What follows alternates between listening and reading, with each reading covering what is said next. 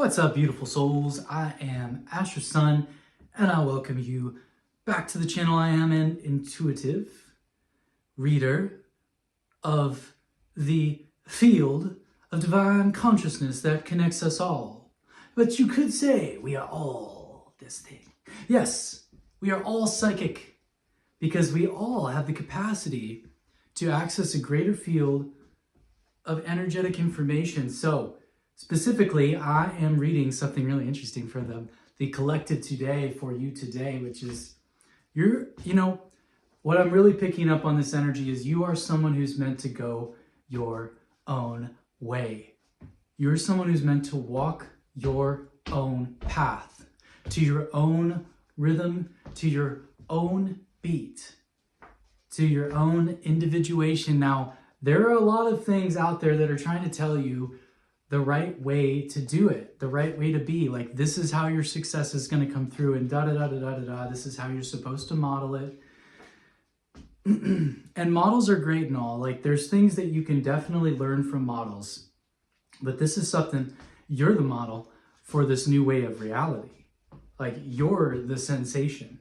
You're the thing that other things are going to be modeled after when you make this discovery. This is something world success, expansion out into the world.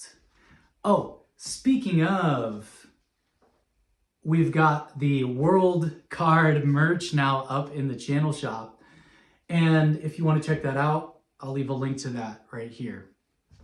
So as you're expanding out into the world, now what's around the world card I think is really interesting is the serpent.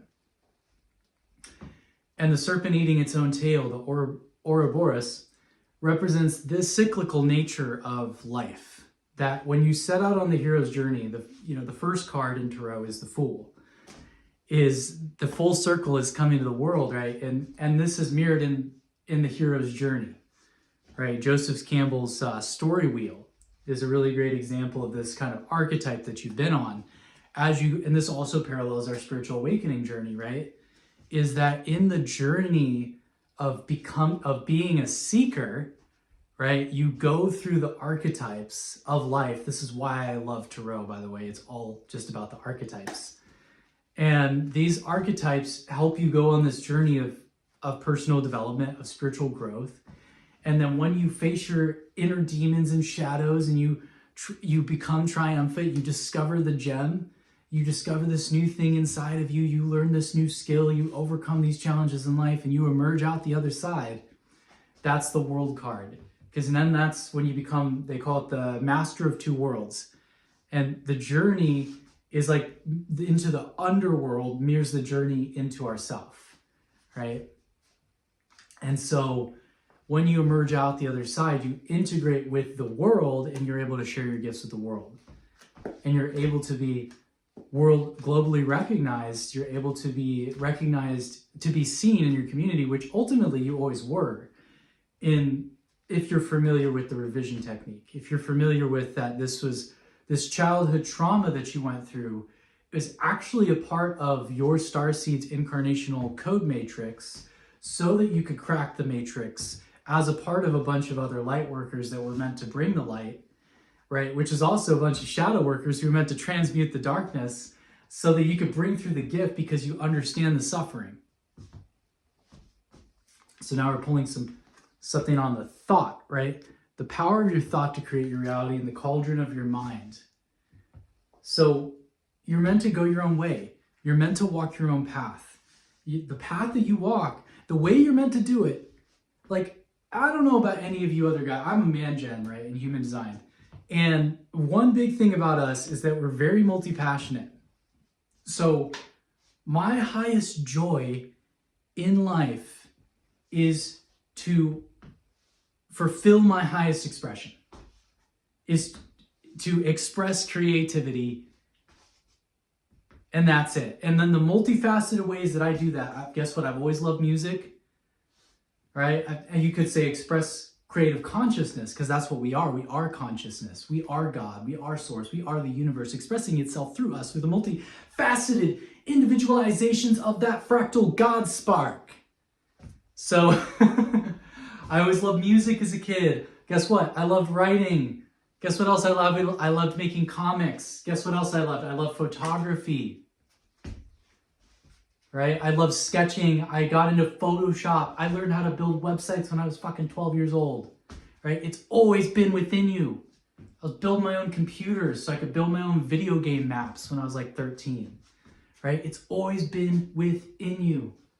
Society tries to program it out of you so that you can be something that you're not. So you can fit the matrix. But you already knew it. It's already been within you the whole time. When you're a kid, you already know what you want to do. You already know what you want to do.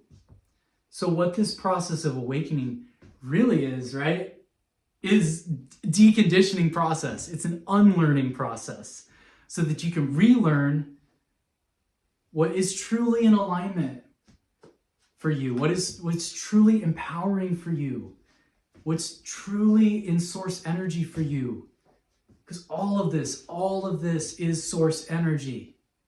All of this source energy. So being aware of your thoughts, being aware of the masks that you were taught to wear, being aware of the positive and negative polarity of this dance of like, right? You know what you want, you know what you don't want, you know what you don't want, you know what you want, right? So be aware of what you're focusing on right now is so important. Don't buy the lie that you're not worthy. Where did that program come from? Where? Queen of Water, like you have learned how to become more in tune with the divine feminine, with your inner waters, with your emotions. Like you aren't typical in those realms, right? Like you have a very high sensitivity to what's going on energetically and what's going on emotionally in other people. But you don't allow that anymore to drain your energy because you recognize that your cup's got to be full for you. Got to get something to give. If I had a singing bowl, I ring it. Here, maybe I can clean these two candelabras together. Something just fell down. No, that didn't make any sound. They're not. They're plastic. Queen of Water. See, not everything is what it appears to be. Not everything is what it looks like on the surface. But because of your emotional sensitivity, you're able to easily detect what's fake. Like what isn't real. Like your bullshit detector is very high because you are a spiritual badass. And you've put up with you've gone through a lot of things in your life, and you're done playing small. You're done trying to play the game by their rules.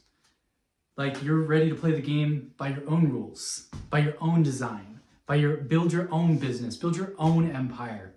Like you're not sitting around waiting for some inheritance, okay? You're the inheritance. Like you're the creator. Like you want to create something, get off your hands. You already know this. I'm not here to tell you that, I know you already know this. Like 9 of fire, right? The fire in your heart, like as you're able to master your own inner fire, come to the completion with this cycle, see, you're able to be more in the flow state with this. There doesn't have to be so much resistance. It doesn't have to be that complicated because you've been gaining wisdom, the Father, right? See, I'm seeing a father role. I'm seeing somebody in a new father role, somebody learning to be a father, somebody becoming a father. I'm becoming a father. See, when the father is the archetype of structure, right? But the new paradigm, or you could just say the divine masculine archetype, is that it does it in a kind way, right? Does it in a loving way, an integrity way.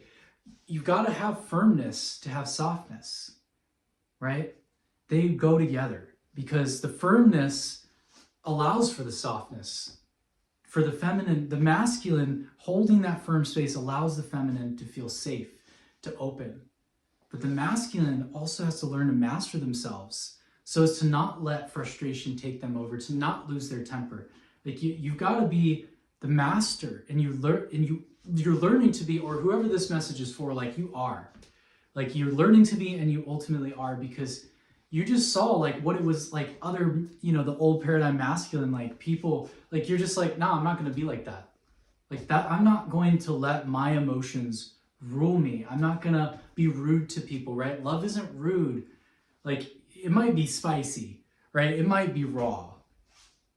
And sometimes it is rude. Like it is like if something, you're putting up with something, but it's not unnecessarily rude. It's just real, right? But it's kind. Like it's appropriate where it's meant to be. Like I'm not going to put a dogma on what love is, like I'm not going to tell you, what love is, right?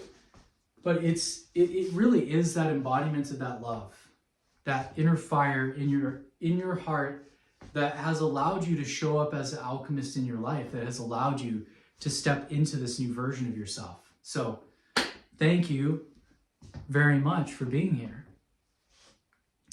And if you are interested in working with me, I am going to have the link up for that. Peace and many blessings.